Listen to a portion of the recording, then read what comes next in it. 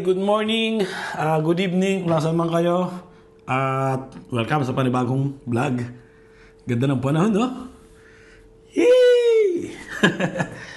Pero si Mrs. Alice, punta dun sa papa niya. Hindi pa nalabas yung si papa eh. Nandun pa rin sa ospital eh.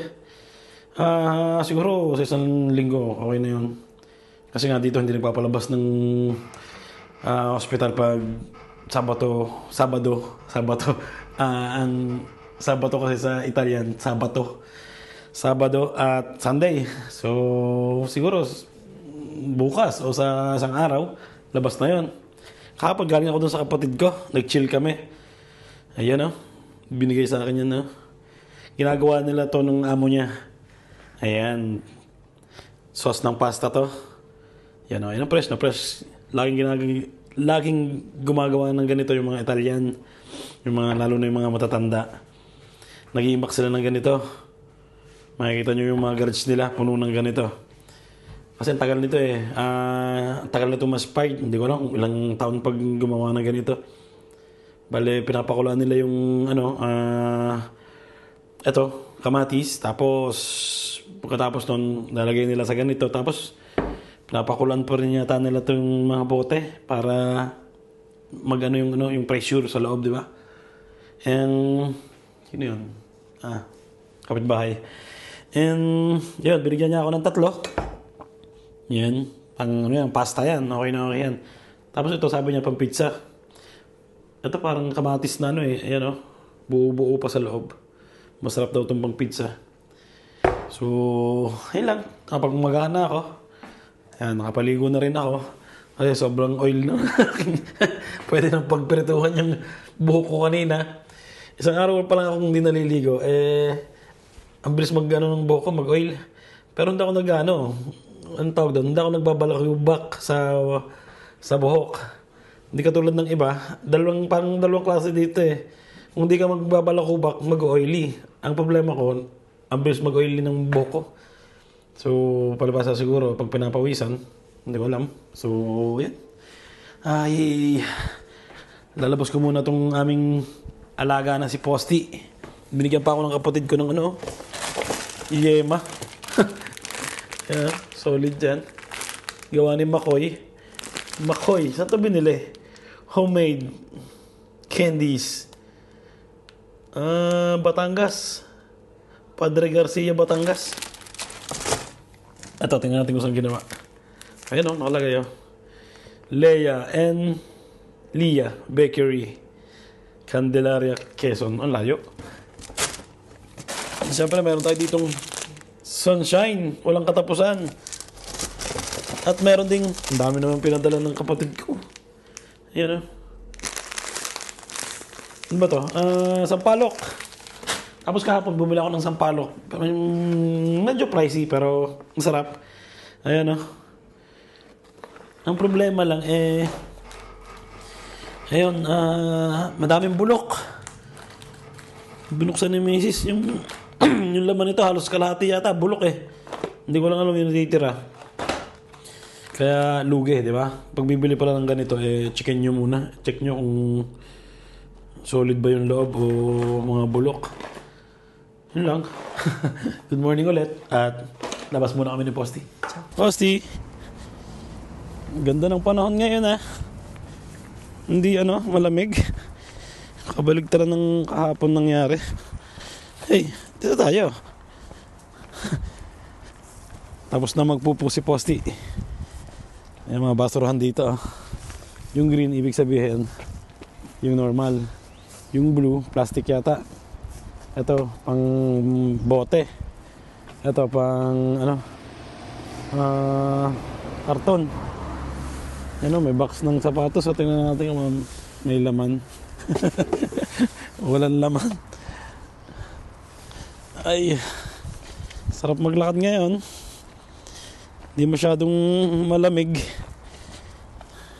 Sarap mag-basketball nito. Yayain ko pala si Basti mag-basketball mamaya. Ang daming ibon dito Parang tunog tunog tawag doon, mag-i-spring na daming ibon Yan, oh. Pero hindi natin malalapitan eh. Lumalayo ka agad. Dito kami dati nakatira, oh. Sa taas na yan. Kasama pa namin dyan yung mama ni Mrs. Tsaka yung tito niya. Dami namin nakatira dyan. Gaganda ng mga graffiti dito. Diba? Ito yung mga pwesto na pwedeng mag-graffiti, mag-drawing. Parang paparating na yung yung spring. Ilang buwan na lang din. Siguro may nag-umpisa ng uminit. Ayun ang pinakamahirap dito sa Italy eh. Ang tagal ng taglamig. Kaya dapat handa ka. No. Dapat handa ka palagi sa taglamig kasi mas matagal yung taglamig dito kaysa sa tag-init. Yung tag-init dito 3 buwan lang o 2. Yung noon natitira doon taglamig na. Tsaka yung tinatawag na autumn. Dito yung kumpleto ang 4 season. Pasti. Kala. Wala pa. Hey. Randy.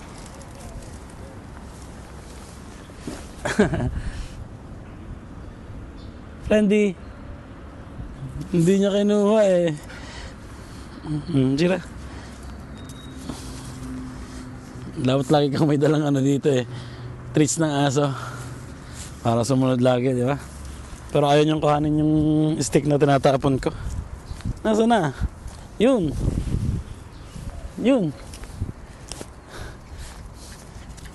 No! Kakapalit ko lang ng pantalon. Pinutikan kaagad ako ng aso na to. Nandito na ako sa bahay. Si Posty, oh. At mag-unbox muna ako, mabilisan lang. Diba, ito yung gamit ko, DJI Action 5 Pro. Siyempre, bumili na ako ng mic. Diba, para sulit na sulit yung audio pag nag-vlog tayo. Kahit mahangin, okay na okay. Diba, ayan, oh. Hey! DJI Mic Mini. So, buksan natin.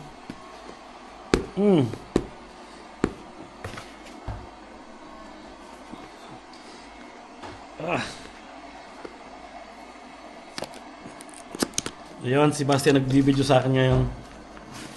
Ayun.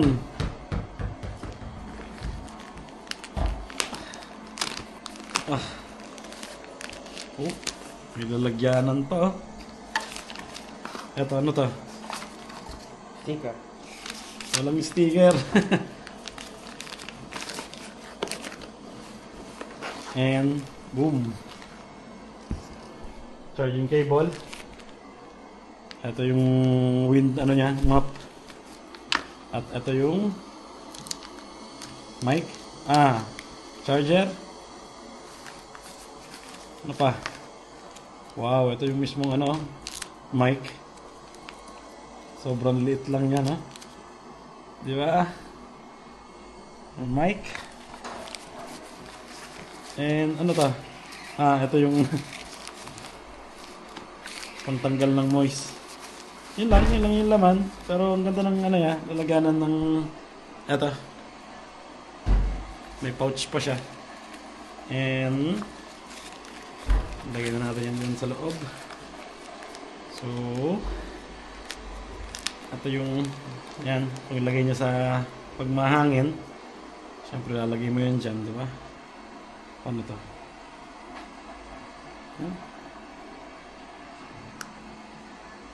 Nasira ko yata agad. Yun, di ba? Sobrang liit lang niya. Ito natatanggal to. Ang lakas ng magnet na to, oh. Tapos pwede mo na siyang i-clip lang, di ba? Clip mo lang siya dito para hindi malalaglag. Ayan. So, yun lang. At kukonek ko na to para magamit na namin. Ayun, gamit ko na yung mic, oh. Para na akong reporter ngayon. Pero parang hina ng ano niya, ng audio. Kita ko kasi yung green. Papakita ko sa inyo sa salamin. Dahil parang ano dapat ito red Itong, ayan yung indicator na yan, yung green. Hindi masyadong umaabot dun sa red. Siguro pag sisigaw ka, aabot ng red yan. Testingin natin. Hey! Yun, umaabot ng orange, pero hindi umaabot ng red talaga. Hey! Pero importante naman din may audio na tayo na. Hindi na natin kakabitan ng kung ano-ano tong... Kasi ang ginagawa ko, nilalagyan ko pa to ng receiver, ng mic, para sa audio. Ngayon, rekta na, di ba? Kung gusto mong pumunta sa tubig, tumalong ka, basta tatanggalin mo lang tong mic na to. Pero ito, okay lang. Kaysa naman tatanggalin mo pa yung mga gilid-gilid. So, ayun. Okay na. At ready na rin si Basti. Magbabasketball kami. Si Kuya may trabaho. Si Mrs. pumunta na sa hospital. Nagala ko muna itong bata na to. Yun, let's go. Sama ko na si Basti. Lock ko muna ang bahay. Pinaka-importanting gawin. Teka, baka may naiwan susi sa loob.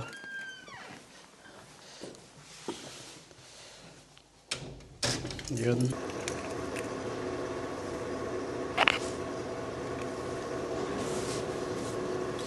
And let's go!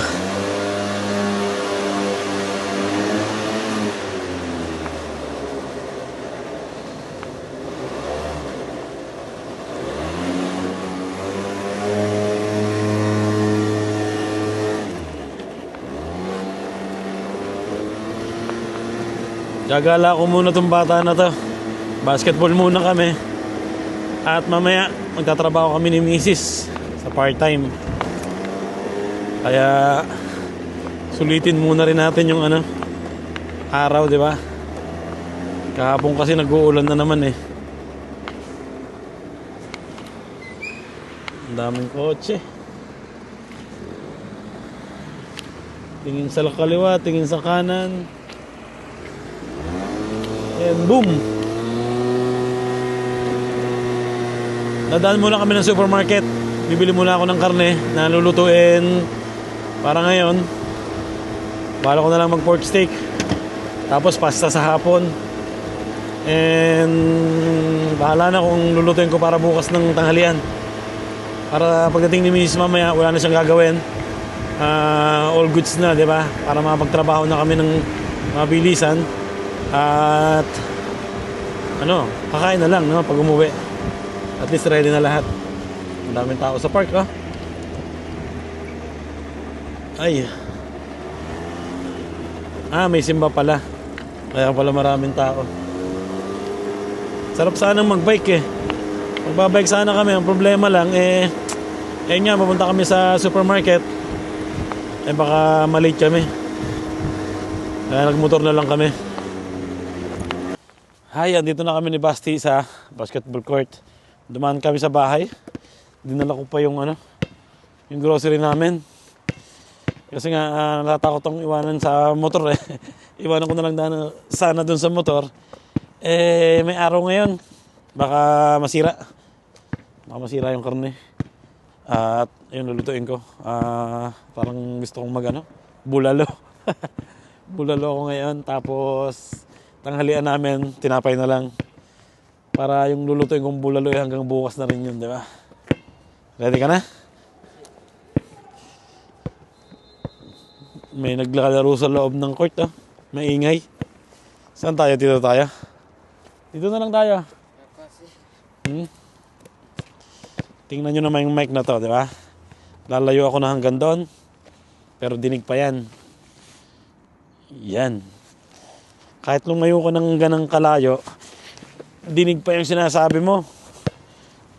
Pag nakaka-shoot ka ng ganito, pwede kang yes sir!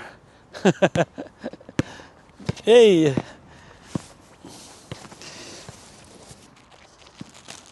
Kain muna ako. Nagutom ako konti lang yung kinain ko kasing umagahan. Itlog lang na prito, tsaka isang tinapay. Gutom ako eh, nag-ano yung tiyan ko, umiingay. Kaya, kain muna. Bago maglaro. Maglalaro na si Basti eh. Si Basti. Eh, ang daming shoot niyan kahapon. Babayad pa ako dito ng 14 euros. 3 points.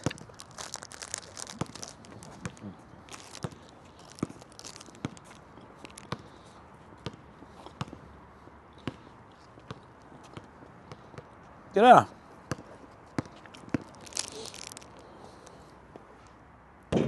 Uy, isa pa. Kaya mo yan. Isa pa. Hanggat di ka nakakashoot.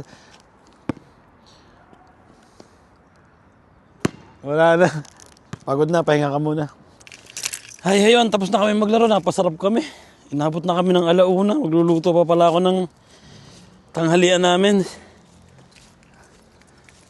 Ganda kasi ng panahon eh. Init. Nakaka-miss yung mga ganitong panahon. Pagkatapos ng ilang araw na malamig eh. Pinagbigyan tayo ng mainit, di ba? Kaya enjoyin mo pag pinagbigyan ka. Pagod ng batang to. Pagod ka?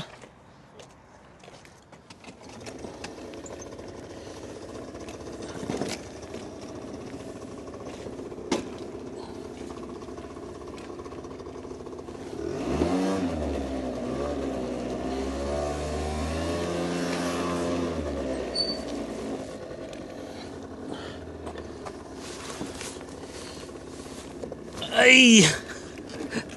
Ay! Ayun. Tapos na kaming maglaro. Uwi naman sa bahay. Ayun, nandito na kami sa bahay. Ayan, bumili ako ng french fries. Dito ko na niluto sa air fryer. And sausage para sa tanghalian namin. Ito lang yung kakain namin ni Basti. Tinapay. So, bumili rin na rin ako ng panghapunan bulalo. Makabila ako ng mais. Saktong-sakto, di ba? Tapos yun, bumili rin ako ng baka. Ayan, baka. And hindi ko lang kung anong tawag sa parte na to ng baka. Ayan. Sarap niyan, di ba? Tapos meron ako yung binte. Haluan ko nun para solid. Bumili rin ako ng juice ng mga bata. Si Basti, nagme-merienda na. Kain muna tayo. Simula na kami kumain. At ito yung kakain namin. Tinapay na may sausage sa gitna. Siyempre may sauce. Food trip. Sarap. Nagawa ako ng sauce na mayonnaise, ketchup, at senape. Yan. Gusto daw ni Basti may senape. Masarap ba pag may senape? Cheers. Tapos tinapay lang yung kakainin namin. Let's go. Wow. Thank you, Lord. Nalimutan ko na. Thank you, Lord. Ayun, nagluluto na rin ako ng bulalo. Para mamayang gabi. Tapos bukas ng tanghalian. So, tapos na kami kumain ni Basti. Ayun. Dito ko na tatapusin ang vlog ko ngayong araw na to. At ito pa rin yung gamit ko yung mic na to. Yan, sinabit ko dyan sa aking hoodie. Apply mo na. Manood ka na. Dito tayo nanonood kasi siya ng YouTube. So, ayun Diba? Pero bala ko itong lagyan ng ng tape na item. Ayoko kasi ng may tatak eh. Gusto ko yung plain lang na item. So, ayun. Sana nag-enjoy kayo sa vlog namin ngayong araw na to. At ayun, na-testing natin tong mic na to. Hey, hey, hey. Diba? And, ayun. Wala na akong mga nakakabit dito sa aking camera. Ayan. Okay na yung camera ko. Hindi katulad dati. May mga pa dito may receiver ako nakalagay dito ng mic. Kaya, pag nagpa-vlog ako, medyo maganda yung boses. Kasi nilagyan ko to ng yung nalalagay ditong mic. So, ngayon, nalalagay ko na yung cage. At okay na, Wala na akong mga kakabit dito. Gusto kong ilublob to sa tubig, mababasa na. At hindi siya mapapasok ng tubig, di ba? Hindi katulad nung may mga wire dito, mahirap. Kasi katulad pag umuulan, hindi ko magamit. Kailangan pag umuulan, ito mismong camera, ang gamit kong yung mic dito sa camera. So, ngayon, okay na, di ba? Pag umuulan, nakapayong tayo, kahit nababasa yung camera, okay lang. At ayun, sana nag-enjoy kayo. At kita-kits tayo sa susunod na vlog. Ingat palagi at God bless sa inyo lahat. Ciao! Ayun, kasama ko na si Mrs. At nakapagano na siya, nakadalaw na siya kay Papa, nagpantay siya. And ano muna kami, part-time.